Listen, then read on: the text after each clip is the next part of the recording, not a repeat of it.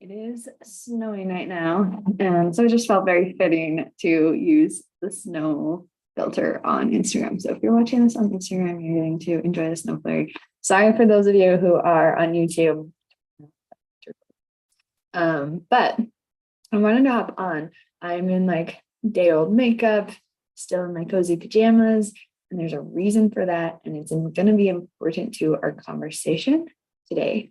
And I just feel like this is such an important one because I know for a lot of women out there, a core place that we often feel stuck is this juxtaposition between seeing this potential for what the church could be, should be, right? However you want to frame that, and what it is. And that the biggest block that seems to be in the way is the fact that there are not women in positions of power to be able to make those decisions and make those changes. There's this feeling of dependency upon the masculine in men to be able to experience that. And it's something that I have thought a lot about.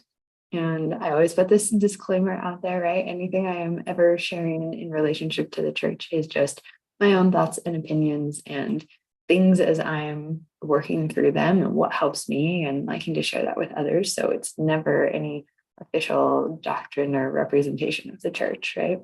But I do think that a big part of it is understanding what feminine authority is and the distinction between feminine authority and masculine. I did a post last week, I think it was, talking about how the authority for women is often said to be in birth, right?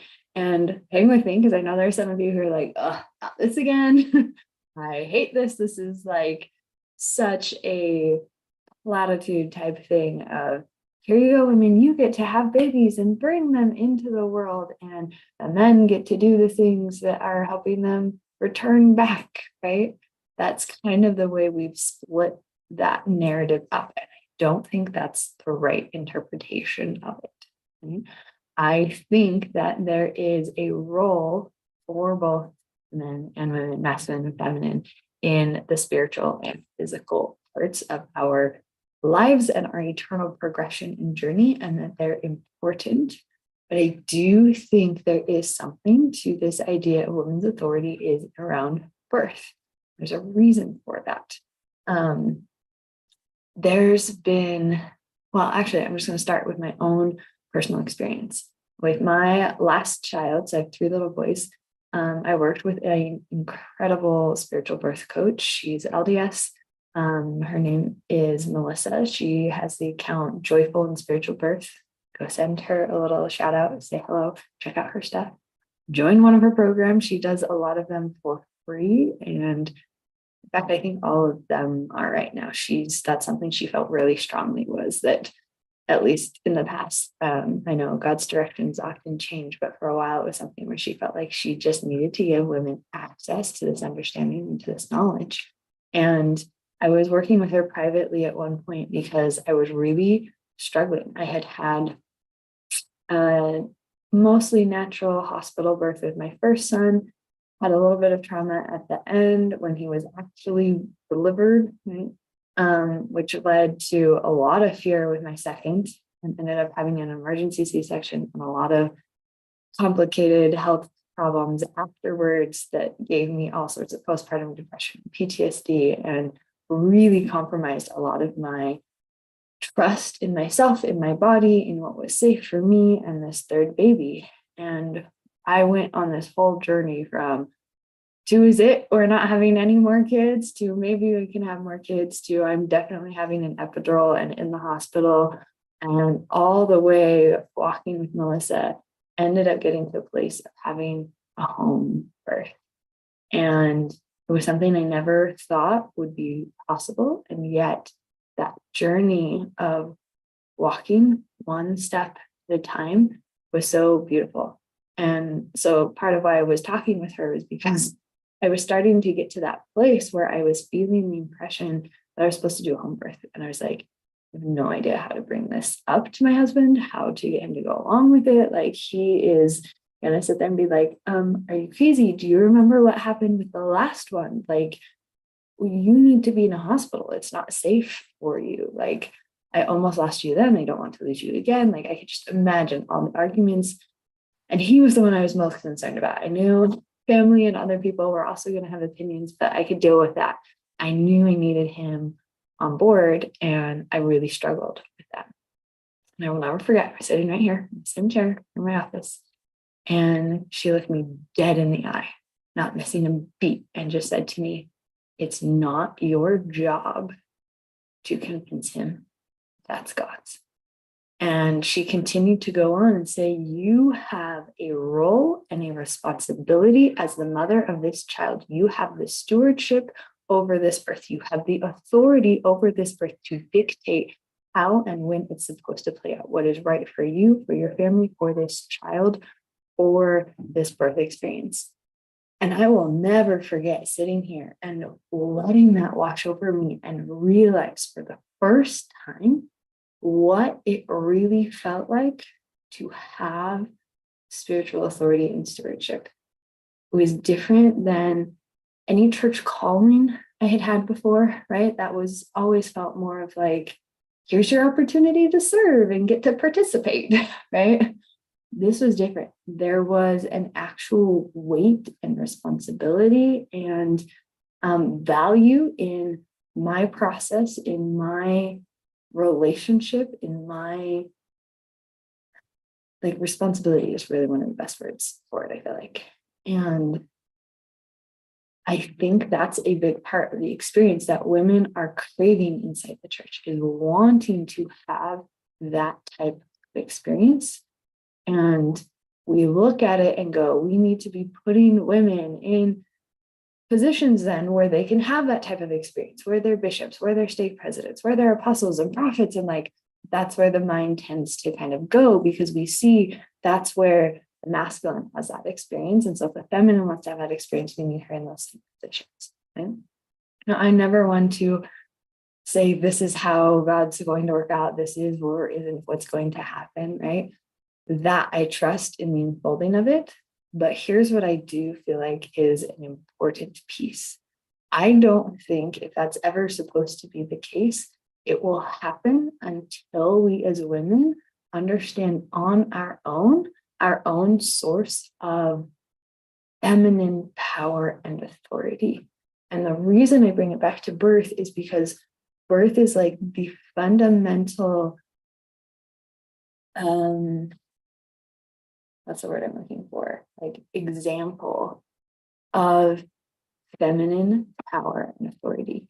And to me, it's very important. I'm going to be talking about this a lot more, about understanding the distinction that masculine and feminine have different pathways or ways of doing things or getting places, different pathways of how we grow and expand, of how we develop spiritually. The end goal is always the same. So the whole anything you can do, I can do too, right? I'm not going to say better, I'm going to say too, right? That's true, right? It's not about you can or can't do something or whatever. It is about the pathway, the journey there, and how that pathway is specifically, and in my mind, divinely and intentionally designed to be different and to be distinct. Because what ends up happening is it creates a system that has these natural sort of checks and balances to keep each other in a progressively moving forward space and momentum. And that's really what I feel like there is this longing and this deficit in all of our organizations worldwide, right? Not just within the church. Pick a system, right? Pick any aspect of life and society, and we're recognizing there's sort of this imbalance that's playing out. And it's because we have failed to value the nature of the feminine, right? Even going back to my days as a professional organizer, it's fascinating to see how we value, especially here in the West, masculine traits, which are like utility, purpose, functionality, right? And so feminine is more openness, space, right? I would have some clients and we would get rid of things and there'd have a drawer. And it used to be that they needed like all 3 drawers and they were packed full of stuff. By the time we were done, my room was like completely empty. And it caused so much tension and anxiety. This like, you're wasting this space. Like there needs to be something in this drawer. Like the drawer is not fulfilling its purpose and utility without having something in it. And I just had to, it was amazing to work with them and say, what if that drawer was to have space? What if that was enough? What if that was purpose in and of itself? Because you had everything else in a home that was easily accessible and there was no need for that, right? That's part of what I mean about understanding and valuing this feminine side of things, right? And part of why I want to hop on and show an example of me resting more today, okay? We're going to be talking more about this too, of birth to me is, again, this beautiful pattern of the way of the feminine, right? The masculine is much more the warrior. We're going to go out there. We've got eye on the prize. We're going to hunt it down. We're going to make it happen, get it done, right? And there's a place and a purpose in that. And there is a discipline that is required in order to be truly successful in that. Right?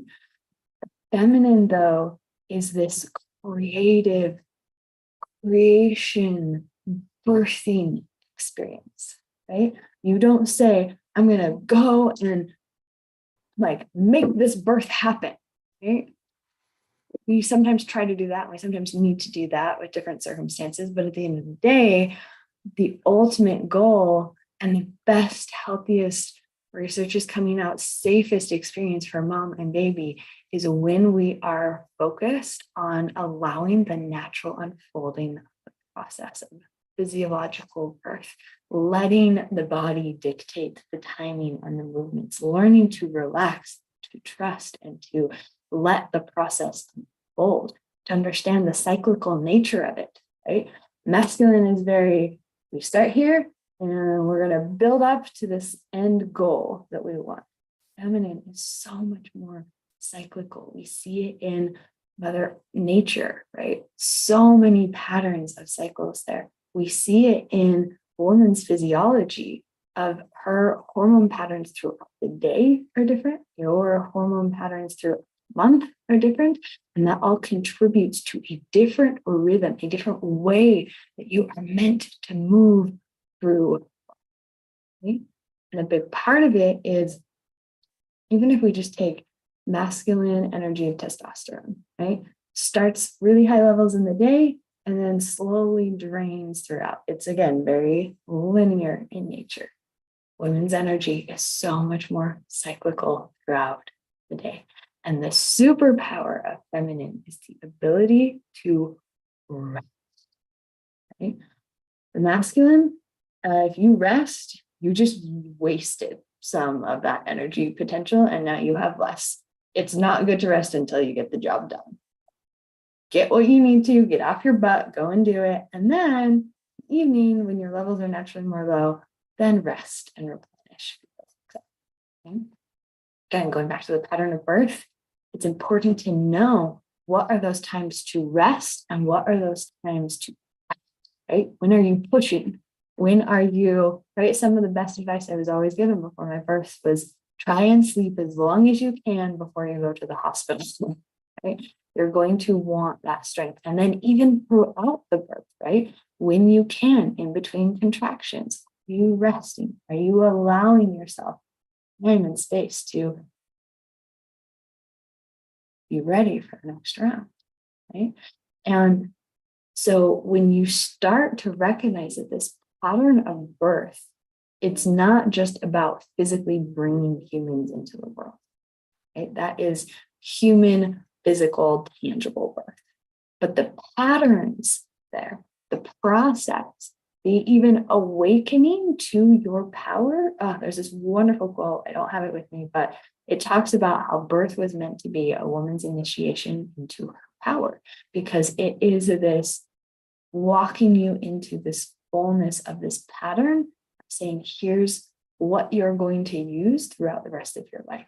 Even this past week for myself, on Christmas night, I went through a huge processing period. A whole bunch of emotion was coming up, lots of deep things that I was working through.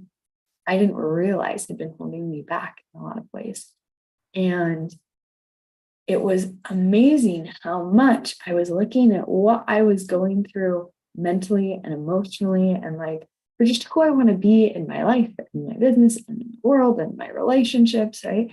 And parallels it had to these experiences I've had in the birth of my children. And I was talking with my husband, I was like, I feel like I'm in this moment. And like, I know this feeling before. I've been here. And the feeling was the night that I went into labor with my third son. We had decided to strip my membranes to help get things going because I'd been waiting and it was just draining on me. I was having a hard time. Family was having a hard time. We need this baby to go. And so I'm lying in bed and I've been timing some of my contractions for a while. They're starting to get closer and closer together. I suddenly feel like I'm having this conversation with my body as I'm trying to figure out, do I wake other people up yet? I try and sleep some more? Are we having a baby tonight? Are we not? Right? What is that called? Do I want to call the midwife? Do I need to get a photographer on her way? Like, it's a fine line to try and find that space. And it felt like my body started talking to me and was saying to me, we can do this tonight if you want, but you have to be the one to decide that you're ready, that we'll be going. And if you are, we can do it. And we'll go with you. We'll make this happen. You'll have a baby. And if you want to wait, we'll wait a little bit, but it's up to you. I hated that moment. It was so hard because I was still very much in this mindset of, I don't know if I can do this. I don't know if I have made the right decision. I've had so many experiences that were preparing me, walking me through this, but like the moment of arrival has come and I'm kind of remembering what it was like in the past having a baby. And I'm kind of freaked out at this idea of like, there's no backup plan. Like with my first son, my labor was 36 hours long. And there finally came a point where I was like, I need some sort of pain med. And we had some Pitocin to help speed things up because I can't endure this for so long anymore. And knowing that was not an option, right? My midwife did not have any sort of pain meds. I was kind of nervous to say yes to this and to enter into this experience. But my desire to go another day being pregnant was so strong that I didn't want to experience that. I said, okay, all right, body, let's do this. And after I made that decision, kid you not, contractions started speeding up. So much so that the midwife almost didn't make it. The baby came within 3 hours. The photographer did not make it until afterwards. But it was, again, such an interesting moment because here I was, Christmas Eve night, processing through some stuff in my own, just like general growth and development of my life and who I am. And it was, again, like I was in that place where I was being invited, like, do you want to go to the next level? We'd love to take you there. It's like God was saying that to me. And I was in that same space of like, oh, I don't know. I don't know that I can. This is so much. It feels so heavy. It feels so hard. I don't know that I can move forward in this experience. And knowing that I had to be the one to choose it in order for it to unfold, I was wrestling there, right? And it was so amazing because I was talking to my husband and I was like, I had these 3 different birth experiences, and there were great parts of each one of them. But I've yet to have a birth experience where I felt largely pain-free. I got through that third one without medication by necessity, but also, and I was so grateful it was fast because I was like, I cannot do like 36 hours labor. I need this to go fast. But as a result of it going fast, it was so much more intense. And it was like this raw power surging through me. It felt felt like a wild animal. I almost lost my voice too. I was just vocalizing so much because I needed some of this to go somewhere, something. Right? And I hadn't had that experience yet of being able to have that connection, hold it, ground it, to allow it to move through me, right, in any of my births. And that's why I love this imagery. In fact, in one of my current groups, so it's just wrapping up, we were talking about this a week ago, about understanding the energetics of birth and that connection to that divine power that does flow through, that is a part of this process that makes it happen on an energetic or spiritual perspective rather than just a physical one. And how so much of the experiences that we have can come back to imagining like this source of energy is going through it. And it's like it short circuits your system, right? Because you can't hold it, you can't contain it, right? Or we're completely detached from it. And so later we have like all the repercussions of having this huge surge of electricity go through you, but not having dealt with it. And so that can cause some of this like dissociation or postpartum depression. Like it was fascinating. We went through like all these different experiences. Any woman who had had birth, we went through and we're like, what was your experience? And we walked through the energetic patterns that were at play. And it was again this beautiful example of it's not that you have to experience birth or whatever, it's that this was meant to be a vehicle to help us understand it, because the end goal of a fully feminine embodied woman is the ability to have that divine connection, to hold it, right? To not have it short circuit or run wild or any of those things, but to actually be able to contain it without closing it up, right? That's when you become like this beacon that can radiate light and love and truth and power and becomes this source of good, right? There's a whole journey that I described, and this is again part of that masculine and feminine process and the differences between them. And the feminine starts out very much as this container without much of that light or connection, right? There's just like a little ember of potential inside this container. One day that container is meant to shatter, right? It is broken, which birth is a shattering experience. A faith crisis is a shattering experience, right? This is a part of that initiation process into your feminine power, having that life experience that comes and just shatters your world as you knew it, because it's getting ready to like have this infusion of oxygen that's going to just, boom, flame is going to start to come alive, right? And that second stage is where we begin to awaken to our power, to our purpose, to our understanding of the feminine. Right? We begin to have that experience. And we move to the third stage, the present state, and that's where it's full-fledged flame, right? And this is the part where a lot of women, especially in their faith journeys or their experiences with patriarchy, get to a space where they're like, oh, I have a flame here, and I am not going back to the container ever. Right? There just becomes this certainty, this conviction, the contrast between basically being an empty container and being a flame, that flame being that source of personal power, and saying, I would never trade the container for my personal power. Once I have it here, I will do just about anything to hold on to it. And we'll get to the fourth step in a second. For a minute, I want to take you to the masculine journey, though. The masculine starts as that unchecked flame, right? It is already flaring and brazen, and I'm allowed to take up space and share my thoughts and do whatever, and I'm God's gift to the world, right? Like that is the blazing flame that is there. And the journey of the masculine is to have a container placed on this and saying, hey, you got to learn to start disciplining this, right? And I call the second stage the flipped stage, there's a reason in relation to my construct that goes along with it, the staircase model, but it also fits really well in that this is the point in which the masculine tends to flip out because it does not like this container. It feels like a threat to his personal power and he wants to resist it and go against it.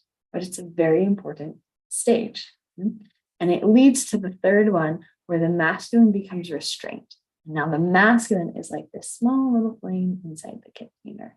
Not quite in the same way of the feminine, because they have different perceptions of how they got there and why they're there that tend to mold and shift the experience. So it's different, right? But this container, it's very restrained and it often parallels with that. Well, it not often, but it parallels with the feminine third stage where she's that full-blown flame. And this can be a place where we get stuck because it sort of appears that we've completed the cycle because the masculine has gone from full-blooded flame and has grown and learned to like contain that, right? And the feminine has gone from this small container and has learned to come alive and step into her power. And they sort of create this juxtaposition of balance between each other. But neither of them is actually fully completed their journey. They're not in that beacon mode yet, right? They're not balanced in the feminine. Well, they're not balanced in that space of a flame, not just a little ember, right? But a full-fledged flame, but not one that's going to like too hot shatter the glass and break it, right? It's balanced between the container and the flame. And that's the end goal for both of them, right? For the masculine, he has to go from that ember and learn to rekindle some of that power he had before without going so much that, again, he breaks the container, shatters it, and now he's back in stage one again. He's got to go through the process once more, right? Meanwhile, the feminine is here, and she has to learn to embrace a container again. Now, there's an important distinction here. She will never be going back into the same container she was before. That one is shattered. It's gone. Okay. But she has to be willing to enter back into that container and not let the experience cause her to dim her power. Because that's where the feminine tends to come in. If she either resists it so much that she continues to just shatter the container and stays in this space and struggles to ever really move on, or finally gets so exhausted and burnt out that she moves into the container, but it's more than this like against her will, submitting and giving up. I'm small again because I don't have that. And now she's back at stage one, right? A small ember inside the container, feeling stuck, trapped. Right? And so there's so much we could go into the interplay between these two, how these patterns are designed with one another so that they're checks and balances and they pull each other forward and they move us through. But the big takeaway I want you to have here is that this 3-step cycle, we can get stuck looping it over and over. And it always has the illusion that we are, I don't know if illusion is quite the right word, because it's not like there's utility in going through the cycle again and again. Sometimes we need to, sometimes that's helpful for us. Sometimes we're not able yet to fully hold that container. We need a few more rounds to help bring some clarity. And I like to call it putting in your energetic reps to be able to hold the space in that container. Right? But sometimes we get stuck thinking that's the process. Like, this is just what happens. And then we go back and then this is what happens. And then the next generation will start over and they'll have to go through it and maybe they'll get a little further and it's so great, and just kind of stuck in that repeating pattern, right? And we see the interplays that where those points that we tend to struggle with the most, right? Well, the feminine, when she's in this full flame stage, she's in the same energetic charge, like a positive charge, as the masculine when he's in this unchecked stage, right? So the same way like a magnet, the positives repel each other, those two repel each other, right? So if you're in this stage, you're probably going to be having a hard time with masculine that's in this stage, and masculine's probably going to be having a hard time with feminine that's in this stage. That's where we often get this like butting heads of patriarchy in particular, right? Is that experience there. And so understanding these different stages, the different experiences, how to move through them, how they're showing up in your life. More importantly than that, how do we get to the fourth stage? How do you have that elusive birth experience, right? Where it's supposedly pain-free, right? Or even joyful in the experience, right? Reason for that is because your body and your energy system are able to be in an aligned space to hold this, to channel it, to move it through. It's operating the way it was designed to be. It's a very similar experience for us coming into that place of power. So when I look at, drawing us back to our title, for those of you who joined us lately, you're probably like, why are we talking about birth? Why are we talking about these things? Like, how does this relate to women in leadership in the church? Join us late, make sure you go watch from the beginning. It makes a lot more sense. You can also watch it on YouTube, because I know it's sometimes easier to watch lives, where you can pause it and like forward easier there. But the point of this is the end goal is that men and women are each in that stage 4 experience. And that's when I think we're going to see so much beauty and interplay happen in what the leadership looks like, right? Because we will have 2 fully embodied experiences and saying, this is what masculine leadership, this is feminine leadership. They are equal in their abilities and skills, and they're able to come together and work together in beautiful and whole, wonderful ways. But I do not think that day will come until we specifically as women learn to understand our pathway and embody our full feminine power. And there's a reason that I say the feminine needs to do this, right? And it comes down to this final safety check, which you're going to love this time in here. Because a lot of times it's like, well, why does the woman have to go first, right? Why can't the man? And it's like, ideally, we all understand this process and these patterns, and we can recognize where we are, and we can support one another as we're moving through them. And so it doesn't have to be this like clashing experience. And it's like, until we get to this space, we can't get along. And I just wish everyone could get here so that I could get along, right? You actually are supposed to be in different stages and be able to get along with each other. And it's very helpful if you can identify and understand what those patterns and processes are, and more specifically, the differences between them for men and women, the masculine and feminine. And I say that because whole other tangent, whole other life we could go into, but there's personal level of, let me back up.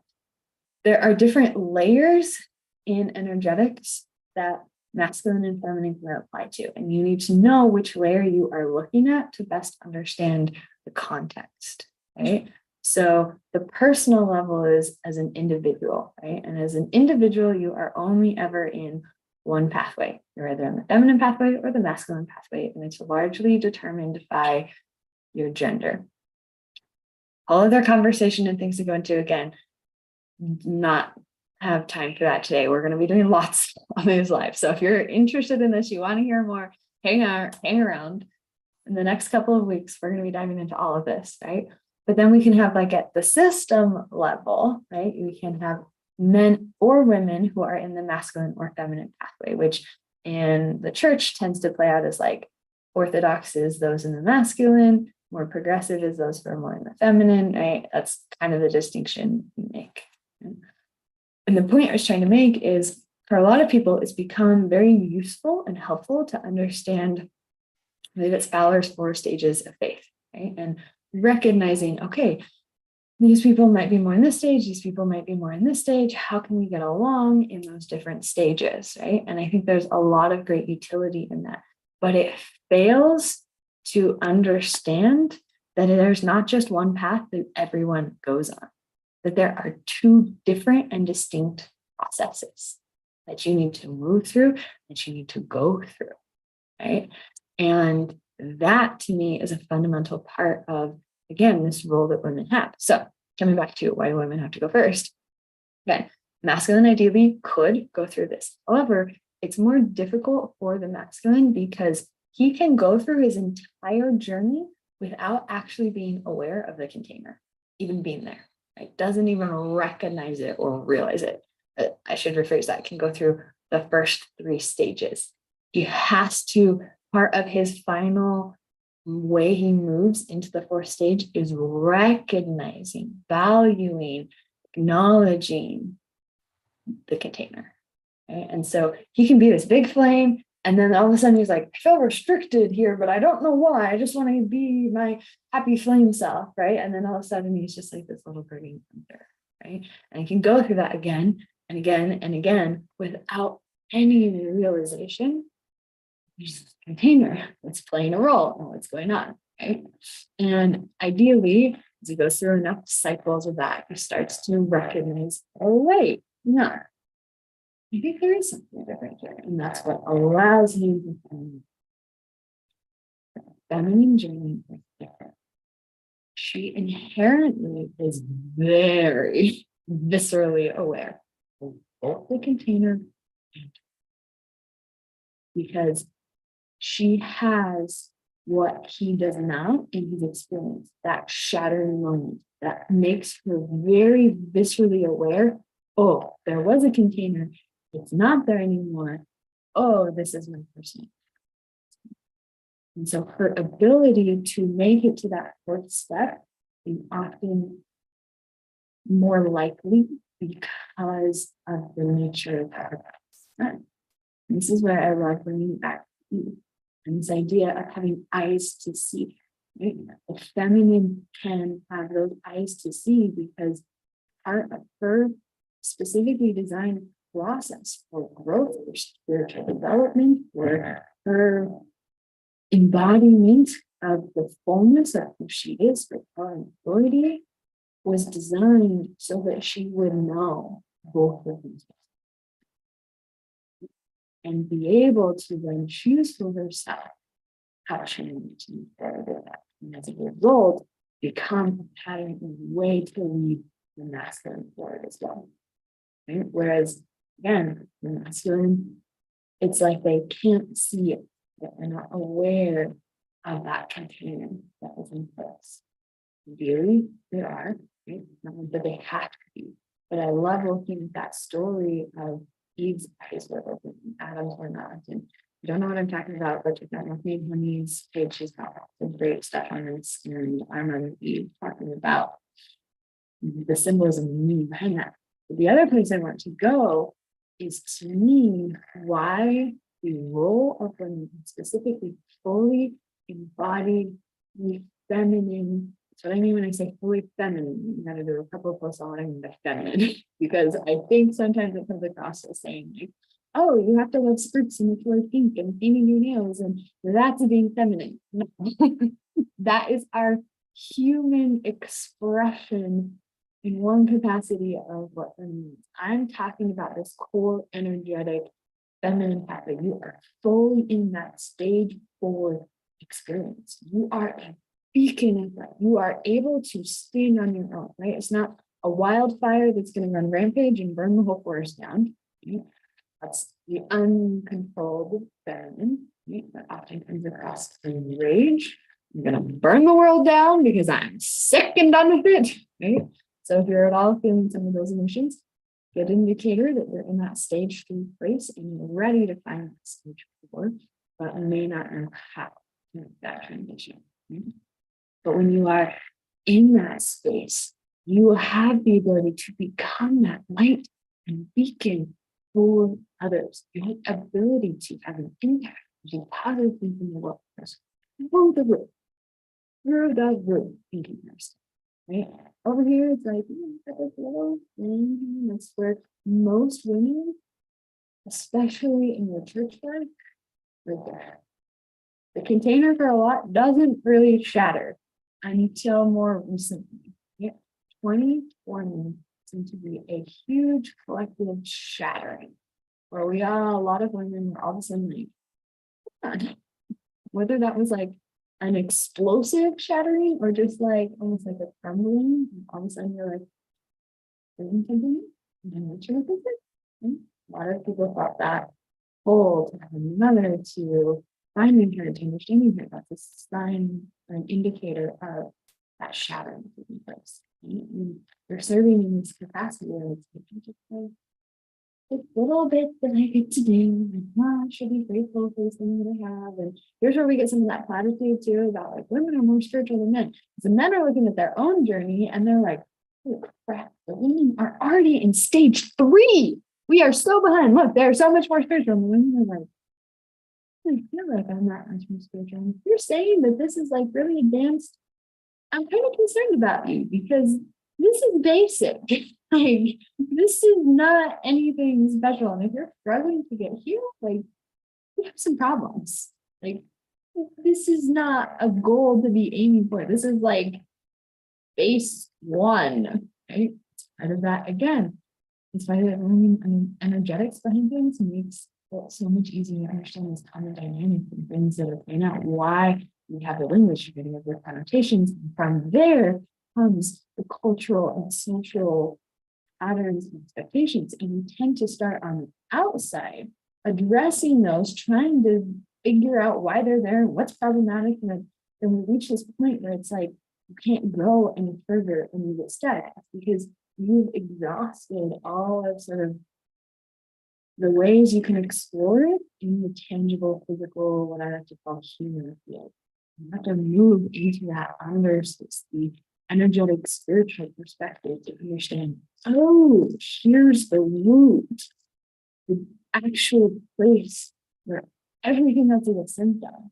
Right? This is the dynamic of what's going on. Let's stop focusing on and treating symptoms. Let's get the root understanding there. So, point of that whole little tangent, though, was to say that I believe is part of the divine design. Okay, Adam, Eve, we go. Two different pathways. You understand them. You're going to work together. You're going to come in your own, and you're going to teach your children how to have this in practice. And if there ever comes a day where you struggle or you fail or you get caught up in your own way and you can't get back, or your descendants, right, can't get back to that stage 4 experience, or it's going to take many generations for us to learn how to do that stage 4. Right? There's 2 different schools of thought on this whole process. The idea of like, once we were capable of doing this and we forgot and we're doing it again, or we were always in the process of being able to fully experience this, and that the signal of the return of Christ of we're ready for the millennium, that we are a Zion people, is that we have all come to live in this stage 4 space, or at least we understand it enough to be able to. So you're gonna follow out this pattern. If ever there comes a point where you guys get stuck in stage 3 loop and you can't get through, okay, because we've specifically designed the woman's journey to help get into that stage 4 space again, because she has again that visceral knowing and knowledge of both the container and the flame, and she can put those 2 together, one to fully embody it. Now she is an example there to the masculine. This is the end goal, and now he has something tangible to interact with, to see the container, to recognize. Okay, I see where we're going. I can get this goal a little bit more. And when you look at the Hebrew meaning behind Eve being called helpmeet, just bring this idea to life in such a beautiful way, where helpmeet, as many of you already know, is 2 different words, Ezra and people, or put the pronunciation. Just the idea being, Ezra is that divine rescue. It is when God comes in and says, I will save you. It is that same legacy, that same legacy that is placed on women to become like Christ through this process, the ability to say, I will come forward with my life. In so doing, create the ability to not only save yourself, save masculine, save correct. But then Kinago is so fun too because it means opposite of holding you. And so it's that idea of, again, the pathway is opposite of included. It is specifically distinct, different from the masculine.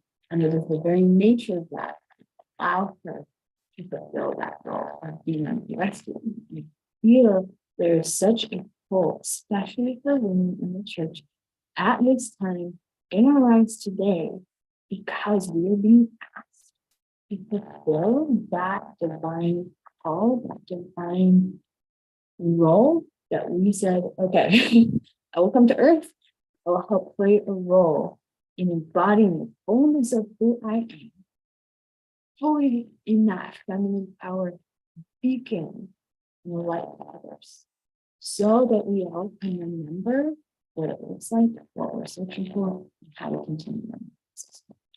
To me, that to me is part of the spiritual motherhood. Right? It's not about the children, it's not about the birth experiences, it's about the pattern, it's about the process, it's about learning how to go through that, learning how to navigate it, learning how to come into your own, and then being able to be that light in the world. That's why spiritual mother is, she's here to help birth the world. Right? She does not build it. She becomes it. And in her becoming, she creates space for others. Yeah. Can you imagine? We think about the Relief Society, right? Providing relief to all of humanity through the lens spiritual mother. I just get chills at the idea of thinking of collectives of women operating in this Relief Society from that full connection to their own divine power, worth, and authority. And what that then shows and displays and goes, okay.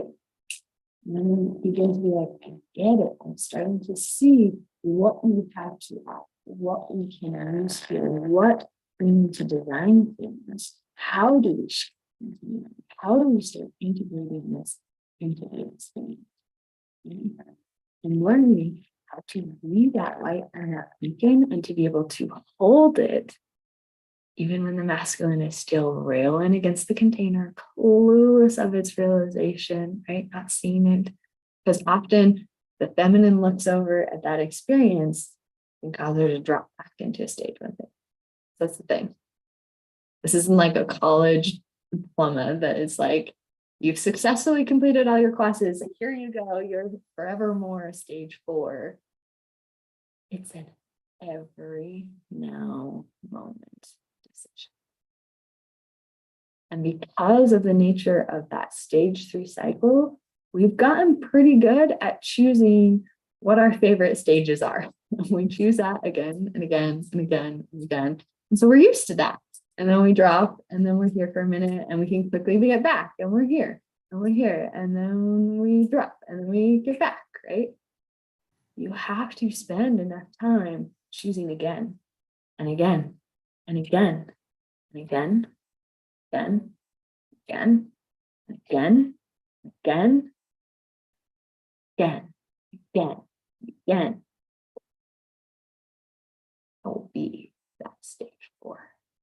The same conviction with which you are in stage 3, I will never go back into that container.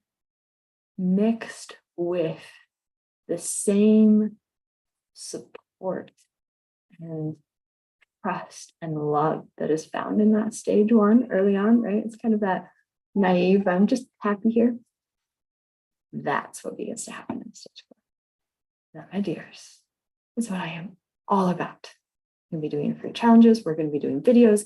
I've got affirmation cards, worksheets, and so much coming at you so that we can kick off 2023 as the year you fully complete this cycle, whether it started for you in 2020 or earlier, right? I know we've got some veterans out there like, I've been doing this for decades, right? It is time you learn this process. It is time you get into that stage 4 experience and you learn how. Well, because that's what our world needs. It's why you feel that pull. It's why you feel that drive. It's why you feel that fire. It's why you feel that anger and frustration when you're not there. Because you are feeling the dissonance between the thing your soul said, I will come to earth and I will be. And I will do. I will be. Your spirit knows it. It craves it. It is waiting to be made manifest physically in earth. This is your opportunity. 2023. It's the year we're going to see start to happen more and more.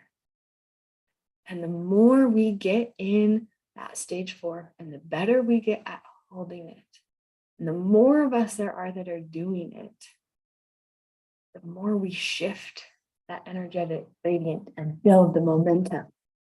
And man, when we hit that tipping point, you can't stop it. There's no going back. And the only way to know we've hit that, unfortunately, is to have been like, oh, look, we are now in this space. And that's what happened before. So until then, we fall to the default that we haven't hit it yet. It's a secret. We may have already. So let's just keep the momentum going. Let's embody that fully because we owe it to ourselves, to our daughters, our granddaughters, to our women and mothers before us, to our sons, to our fathers, to our spouses. There's an integral part of that stage 4 of learning how to be in trust and relationship, partnership with each other.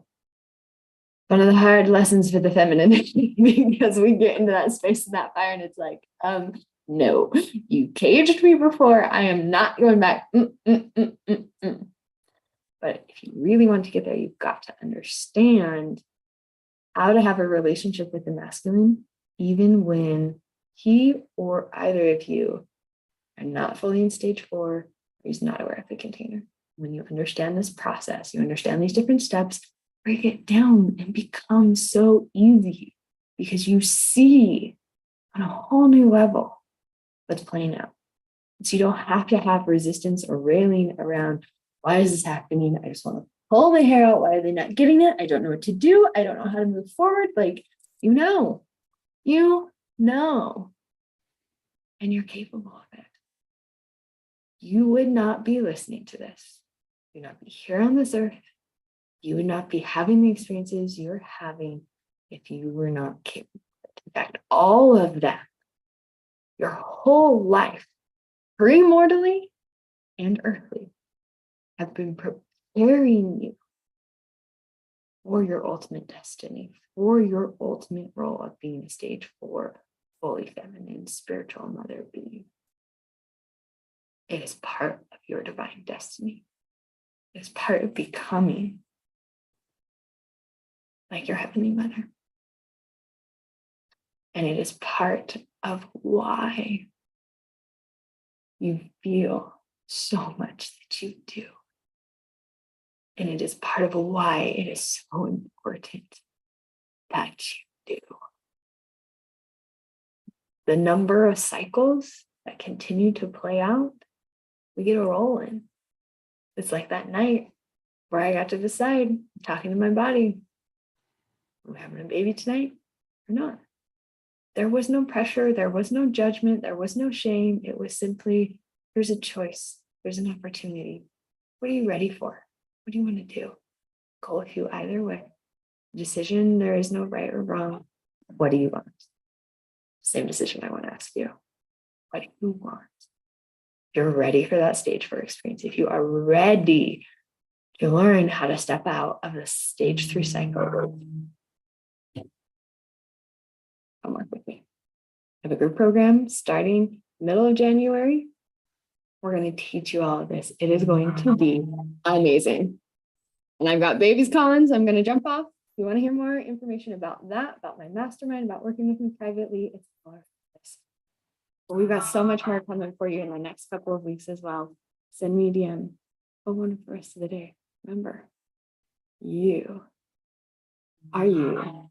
You're simply being you. See you soon.